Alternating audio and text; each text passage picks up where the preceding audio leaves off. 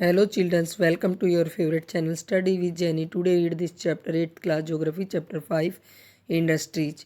उद्योगों का नाम आते हैं बच्चों। हमारे सामने बड़े बड़े कारखानों का धुआं सामने आने लगता है और जो उद्योग है उसे सेकेंडरी एक्टिविटीज़ में सम्मिलित किया गया है। और इस चैप्टर में इंडस्ट्रीज़ की क्लासिफिकेशंस के बारे में जानेंगे और यह जानेंगे कि इंडस्ट्री को डेवलप करने के लिए कौन कौन से फैक्टर्स पर डिपेंड होना पड़ता है। Let's start chapter.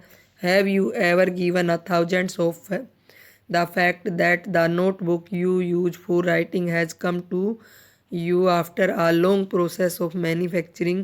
It started its life as a part of a tree. बच्चों, जिस नोटबुक में आप लिखते हो वो नोटबुक एक लंबे प्रोसेस के बाद मैन्युफैक्चरिंग होती है और इसकी लाइफ की स्टार्टिंग एक ट्री से होती है। It was cut down and transport to the pulp mill there the wood of the tree was proceed and convert into wood pulp. एक ट्रीज को कट किया जाता है और ट्रांसपोर्ट के माध्यम से उसे प्लप मिल में पहुंचाया जाता है और वहाँ पर उस वुड को एक प्रोसेस के द्वारा कन्वर्ट करके वुड प्लप में कन्वर्ट किया जाता है। The wood pulp was mixed with chemicals and finally changed into paper by machines. This paper found it way to the press where ink made from chemicals was used to print the lines on the page. और उस wood pulp में chemicals को mix करके finally paper का रूप मशीनों के द्वारा पेपर का रूप दिया जाता है और उस पेपर में लाइनें बनाने के लिए केमिकल इंक का प्रयोग किया जाता है प्रेस मशीन के द्वारा। This page were the bound in the form of a notebook packed and send to the market for sale. Finally it reached your hands. और जो पेज होते हैं उनको बाइंड किया जाता है और एक नोटबुक का रूप दिया जाता है, फिर उसको पैक किया जाता है और मार्केट में सेल करने के लिए भेज दिया जाता है। इस प्रकार से एक नोटबुक फाइनली हमारे हाथों में पहुंच पाती है। तो बच्चों, आपने देखा कितने लंबे प्रोसेस के बाद एक नोटबुक बनकर तैयार होती है। तो हमें पेज को वैसे वेस्ट नहीं करना चाहिए और क्योंकि जो पेपर है वो क्या है, ट्री से बनता है, तो हमें ट्रीज को ज़्यादा से ज़्यादा सेव कर सकते हैं अपने पेपर को वेस्ट ना करके। इसके बारे में बच्चों हमने रिसोर्सेज वाले चैप्टर में भी जाना था। सेकेंडरी एक्टिविटीज़ और manufacturing change raw materials into products of more value to peoples. और उद्योगों को सेकेंडरी एक्टिविटीज़ में सम्मिलित किया जाता है और जो रॉ मटेरियल्स होता है उसमें क्या है, कुछ और वैल्यू ऐड कर दी जाती है और लास्ट एंड फाइनल मैन्युफैक्चरिंग होता है। As into a notebook as you have seen pulp was change into paper and paper into a notebook. They each represent and two stages of the manufacturing process. एक notebook को बनाने के लिए क्या है, जो पल्प होता है पल्प को पेपर में चेंज किया जाता है, इस कारण से वो दो प्रोसेस से गुजरता है जब जाकर पेपर तैयार होता है। The paper made from pulp and cloth made from cotton have value added to them at each stage of manufacturing process. एक पेपर को बनाने के लिए पल्प का यूज करके पेपर बनाया गया और कॉटन का यूज करके क्लॉथ बनाया गया और उसमें कुछ वैल्यूज ऐड करने का मतलब है कि उसमें रॉ मटेरियल के साथ अन्य प्रोसेस से गुजारा गया, तो उस last and final manufacturing process के द्वारा उसको तैयार किया गया। In this way the finished product has more value and utility that the raw material that it made from. Raw material का यूज करके और उसमें कुछ वैल्यू ऐड करके लास्ट एंड फाइनल प्रोडक्ट तैयार किया जाता है। Industries refer to an economic activities that is concerned with productions of goods, extractions of minerals और the provision of service. Industry एक इकोनॉमिक एक्टिविटीज है और गुड्स के लिए प्रोडक्शन होता है और मिनरल्स ज़मीन से निकाले जाते हैं और सर्विस प्रोवाइड की जाती है। Thus we have iron and steel industry, productions of wood, coal mining industry, extraction of coal and tourism industry service provider। जो आयरन एंड स्टील इंडस्ट्री है उसमें क्या है, गुड्स का प्रोडक्शंस किया जाता है। कोल माइनिंग इंडस्ट्री है, उसमें ज़मीन से कोयला निकाला जाता है। और टूरिज्म इंडस्ट्री है, उसमें सर्विस प्रोवाइड की जाती है। Classifications of industry. Industries can be classified the basis of raw material, size and ownership. Ownership में स्वामित्व के बेस पर। तो इंडस्ट्री को हम 3 बेस पर डिवाइड कर सकते हैं। रॉ मटेरियल के बेस पर इंडस्ट्री में भी agro based, mineral based, marine based और forest based depending on the type of raw material. तो रॉ मटेरियल को भी 4 पार्ट में डिवाइड किया गया है। Agro based industry means agriculture, use plant and animals based product as their raw material. Agro based industry में plants और animals के ऊपर बेस होती है और इसके अंदर जो रॉ मटेरियल्स होता है उसका यूज किया जाता है। Food processing, vegetable oils, cotton, textile, dairy products and leather industries are example of agro based industry की ये एग्जाम्पल्स हैं। Mineral based industry are primary industry के नाम से भी जाना जाता है मिनरल बेस्ड इंडस्ट्री को। दैट यूज मिनरल्स और एज देयर रॉ मटेरियल्स। इसमें क्या है, मिनरल्स और का यूज किया जाता है और रॉ मटेरियल्स का। The products of these industries feed other industry. और यह इंडस्ट्री क्या है और अदर इंडस्ट्री का भी पोषण करती है। Iron made from iron ore is the product of mineral based industry. Iron क्या है, आयरन ओर प्रोडक्ट से बनकर तैयार होता है। This is used as raw material for manufacture of number of products such as heavy machinery, buildings materials and railway coach. Raw material का use करके और क्या है, एक नंबर ऑफ प्रोडक्ट मैन्युफैक्चर किए जाते हैं। For example heavy machinery, building materials और रेलवे कोच इस मिनरल बेस्ड इंडस्ट्री के एग्जाम्पल्स हैं। फिर आती है marine based industry. Marine based industry वो होती है जो क्या है, सी और ओशियन से मिलने वाले जो फूड्स होते हैं, रॉ मटेरियल्स होते हैं, वो मरीन बेस्ड इंडस्ट्री में इंक्लूड किए जाते हैं। Marine based industry use products from the sea and oceans as raw materials. Industry processing sea foods और manufacturing fish oil are some example. Industry के ये जो मरीन बेस्ड इंडस्ट्री है उसके एग्जाम्पल्स हैं सी फूड, समुद्र से मिलने वाले कुछ फूड्स हैं और रॉ मटेरियल्स हैं। इंडस्ट्रियल प्रोसेसिंग सी फूड और manufacturing fish oil are some examples. Forest based industry utilize forest produce as raw materials. The industries associated with forest are pulp and paper, pharmaceuticals means दवाइयाँ, furnitures and buildings. Forest based industry है, उससे क्या है, forest से मिलने वाले जो raw material हैं और प्रोडक्ट हैं इसमें इंक्लूड किए जाते हैं।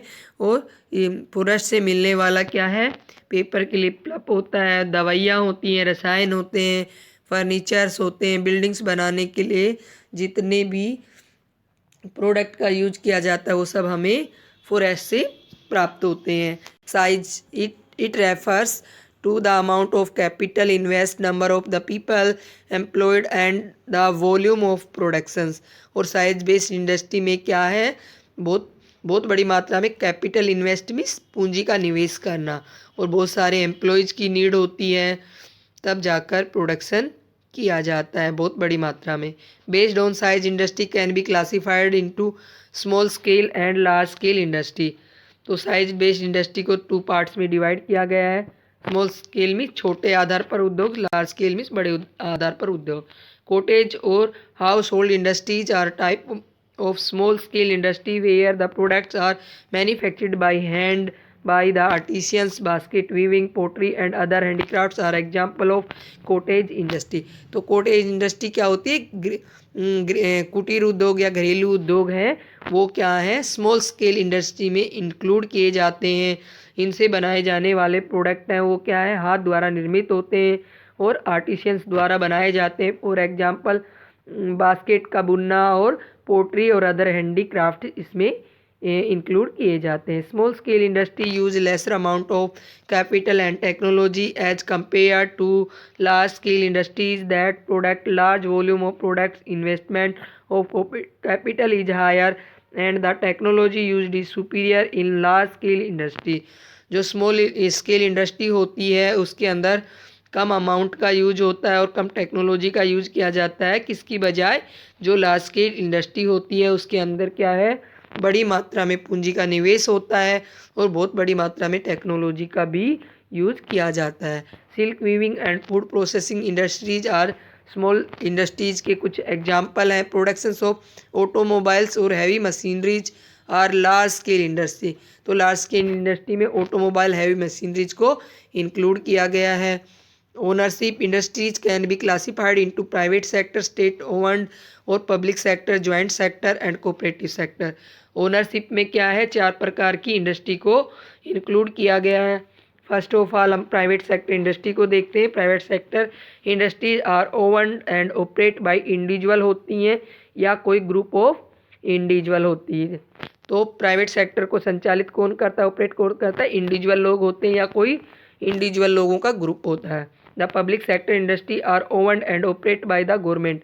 जो पब्लिक सेक्टर इंडस्ट्री होती है वो लोगों के द्वारा सरकार के द्वारा संचालित होती है। उसका एग्जाम्पल है such as Hindustan astronautics limited and steel authority of India limited. Joint sector industries are owned and operated by the state and individual or a group individual। जो जॉइंट सेक्टर इंडस्ट्रीज होती है उसको ऑपरेट करने के लिए या तो स्टेट होती है या कुछ इंडिविजुअल ग्रुप्स होते हैं। Maruti Udyog limited an example of joint sector industry का एग्जाम्पल है। फिर आता है cooperative sector industries are owned and operated by the producers and suppliers of raw materials, workers और बोथ। जो कोऑपरेटिव सेक्टर्स होता है वो क्या है, कुछ प्रोड्यूसर्स के द्वारा और जो सप्लायर्स हैं, रॉ मटेरियल्स की सप्लाई करते हैं, वर्कर्स होते हैं, उन दोनों द्वारा मिलकर चलाया जाता है। इसके एग्जाम्पल हैं आनंद मिल्क यूनियन लिमिटेड और सुधा डेयरी, ये इसके एग्जाम्पल्स हैं। फिर हम देखते हैं factor affecting location of industries. Industry को इफेक्ट करने वाले कौन कौन से फैक्टर्स हैं। तो यहाँ पे देखो पिक्चर में दिखाया गया है लोकेशन फैक्टर्स ऑफ इंडस्ट्रीज। सबसे पहले एक इंडस्ट्री के डेवलप के लिए रॉ मटेरियल होना चाहिए, फिर लेबर होनी चाहिए, फिर कैपिटल मीन्स पूंजी निवेश करने के लिए होनी चाहिए, नियर बाय मार्केट होना चाहिए उस प्रोडक्ट को बेचने के लिए, वाटर की अवेलेबिलिटी होनी चाहिए और पावर मीन्स इलेक्ट्रिसिटी होनी चाहिए, लैंड होनी चाहिए, सामान को लाने ले जाने के लिए ट्रांसपोर्ट होना चाहिए और कम्युनिकेशन भी गुड होना चाहिए, तभी एक इंडस्ट्री डेवलप हो सकती है। तो बच्चों ये आपके लिए इम्पोर्टेंट है, आपके एग्जाम में भी पूछा जा सकता है। The factors affecting the location of industries are the availability of raw materials, land, water, labour, power, capital, transport and market. Industries are situated where some or all of these factors are easily available। तो ये जितने भी factors हमने बात करी अभी वो क्या है, जहाँ पर अवेलेबल होंगे वहीं पर क्या है एक इंडस्ट्री इजीली डेवलप की जा सकती है।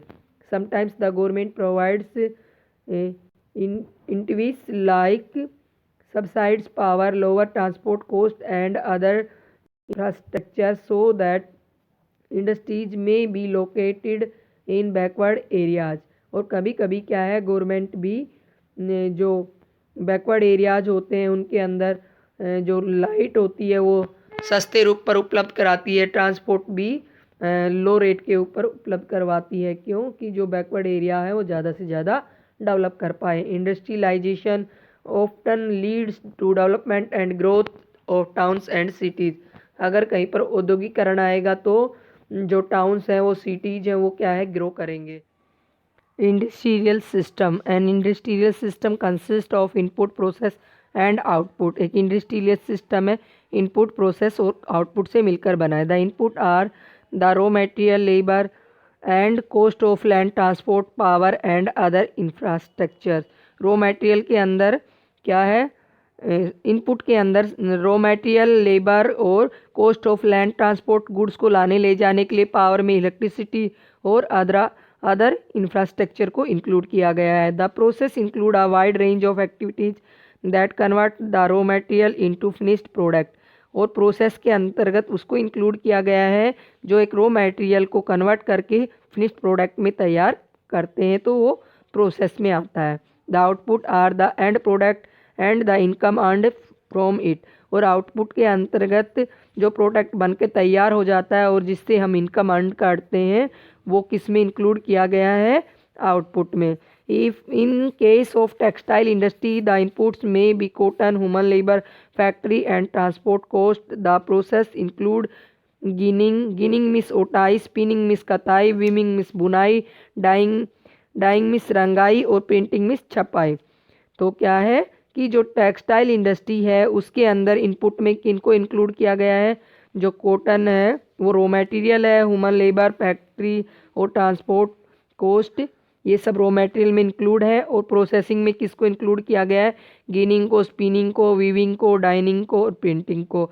और लास्ट और फाइनल जो प्रोडक्ट बनकर तैयार हो जाता है जिस शर्ट को हम वियर करते हैं वो आउटपुट में इंक्लूड किया गया है। यहाँ पर एक एक्टिविटी दी गई है, find out the inputs outputs and process involved in the manufacture of a leather shoes. तो एक लेदर शूज को बनाने के लिए उसमें कौन कौन से इनपुट, आउटपुट और प्रोसेसिंग का यूज होगा। तो क्या है, जो लेदर शूज है वो किस में आता है, एग्रो बेस्ड इंडस्ट्री में आता है। तो वो एग्रो बेस्ड इंडस्ट्री प्लांट और एनिमल्स पर बेस्ड होती है। तो लेदर हमें एनिमल्स से मिलता है, तो एनिमल स्किन से हमें लेदर प्राप्त होगा, तो वो एक रॉ मटेरियल हो गया, इनपुट में आएगा। और जो शू मेकर को बनाने की, शूज़ को बनाने के लिए शू मेकर की ज़रूरत होगी, जो उस जो वो लेदर है उसको जिन प्रोसेस से गुजारेगा वो प्रोसेसिंग में आ गया। और फाइनली रूप से जो लेदर शूज बनकर तैयार हो जाएगा वो क्या है, उसका आउटपुट हो गया। तो बच्चों आपने देखा कि एक शू को बनने के लिए कितने लंबे प्रोसेस से गुजरना पड़ा। इंडस्ट्रियल रीजन्स के बारे में जानेंगे हम। Industrial regions emerge when a number of industries locate close to each other and share the benefits of their closeness. Industrial regions में क्या है, बहुत सारी इंडस्ट्रीज होती हैं, वो क्या पास पास होनी चाहिए। और ये इंडस्ट्री क्या है, एक दूसरे पर बेस्ड होती हैं। इससे क्या है, एक दूसरे को बेनिफिट्स भी मिलता है। Major industries regions of the world, तो हम इसमें वर्ल्ड की मेजर इंडस्ट्रीज के बारे में बात करेंगे। Eastern north America, western and central Europe, eastern Europe and eastern Asia. ये यहाँ पे मैप दिखाया गया है वर्ल्ड का, और इसके अंदर क्या है, वर्ल्ड की जो इंडस्ट्रीज बेल्ट हैं उनको दिखाया गया है। और जो ब्लैक कलर है इसमें क्या है, इंडस्ट्रियल रीजन्स को दिखाया गया है। Industrial regions tend to be locate in the temperate area. और जो क्या होती है, मेजर इंडस्ट्रीज होती हैं उनके लिए टेम्परेट एरिया में ठंडे स्थानों पर लगाई जाती हैं। नियर सी पोर्ट्स होने चाहिए, स्पेशली नियर कोल्ड फील्ड होने चाहिए। तो क्या है, सी पोर्ट्स का मतलब है कि गुड्स को ले जाने के लिए पोर्ट्स की नीड होती है, और वहाँ आसपास में कोल फील्ड्स भी होने चाहिए। India has several industry regions like Mumbai. तो इंडिया में भी कई प्रकार की इंडस्ट्रीज पाई जाती हैं। For example Mumbai Pune cluster, cluster means group. Bangalore Tamil Nadu region, Hooghly region, Ahmedabad Vadodara region, Chota Nagpur industrial belt, Visakhapatnam Guntur belt. Belt का मीनिंग है कि बहुत सारी इंडस्ट्रीज एक साथ होना। Gurugram Delhi Meerut region and Kollam Thiruvananthapuram industrial cluster. अब हम देखते हैं industrial disaster. In industrial accidents disaster mainly occur due to technical failure of responsible handling और हजार्ड्स मटेरियल्स। क्या है, जो इंडस्ट्रियल एक्सीडेंट्स होते हैं वो क्या है, टेक्निकल फेलियर के कारण होते हैं और इसके घातक परिणाम हमारे सामने आते हैं। One of the worst industrial disaster of all time occurred in Bhopal on 3 December 1984 around 00:30 AM।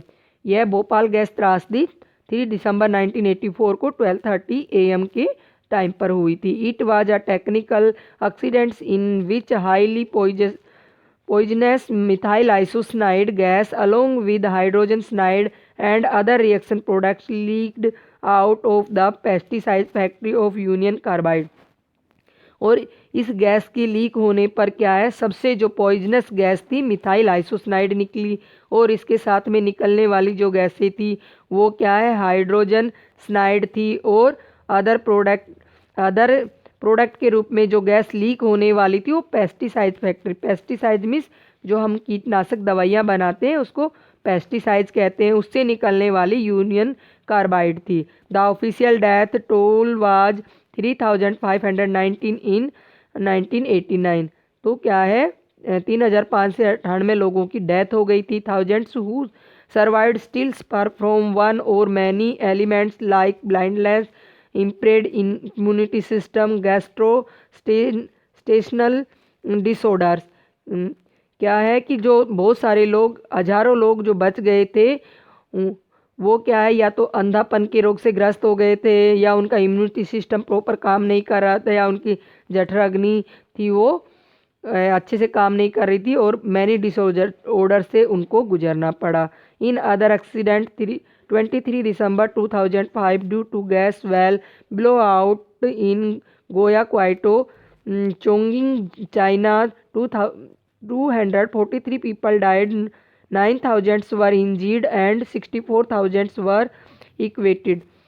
क्या है एक दूसरा इंसिडेंट है चाइना का जो गायाकाओ में हुआ, और उसके 23 दिसंबर 2005 में हुआ, जिसमें 243 व्यक्ति मारे गए, 9,000 से अधिक इंजर्ड हुए। Many people died because they were unable to run after the exploitation. और जो लोग मारे गए वो क्या है उस एक्सप्लॉयटेशन से बच नहीं पाए थे। Those who could not escape in time suffered burns to their eyes, skin and lungs from the gas. और इस गैस लीकेज से क्या है उन लोगों की आइज थी वो बर्न हो गई, स्किन बर्न हो गई, और उनके जो लंग्स थे वो भी प्रॉपर वे में काम नहीं कर पा रहे थे। रिस्क रिडक्शंस में जो, तो हम इस खतरे को किस प्रकार से कम कर सकते हैं।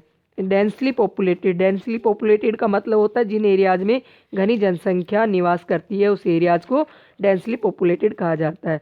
Densely populated residential area should be separated far away from the industrial area.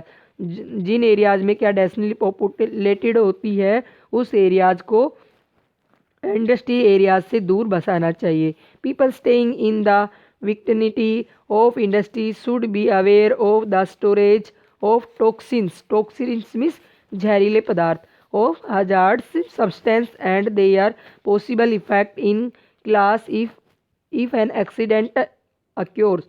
और जो लोग क्या है इंडस्ट्री के आसपास रहते हैं उनको इन सब खतरनाक सब्सटेंस के बारे में पता होना चाहिए, और जो एक्सीडेंट अक्योर्स हैं इनके बारे में पता होना चाहिए। Fire warning and fighting system should be improved. जो फायर वार्निंग है या फाइटिंग सिस्टम, आग बुझाने वाले अग्निशमन यंत्र हैं, उनमें भी इम्प्रूवमेंट होना चाहिए। Storage capacity of toxic substance should be limited. और जो क्या है टॉक्सिक सब्सटेंस में जो जहरीले पदार्थ हैं उनके रखने की एक लिमिट होनी चाहिए। Pollution depression qualities in the industries should be improved.